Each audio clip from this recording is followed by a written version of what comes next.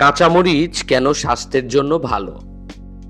কাঁচা ও লাল মরিচের পুষ্টিগুণ কাছাকাছি হলেও স্বাস্থ্যের জন্য কাঁচামরিচ তুলনামূলক বেশি উপকারী, কারণ পানির পরিমাণ বেশি, কোনো ক্যালোরি নেই, অ্যান্টিঅক্সিডেন্ট গুণাবলী বেশি, অধিক বিটা ক্যারোটিন থাকে যা পরে ভিটামিন এ তৈরি করে। আলফা টক্সিন নামক ক্যান্সার সৃষ্টিকারী উপাদান থাকে না, কৃত্রিম রং দেওয়ার আশঙ্কা থাকে না।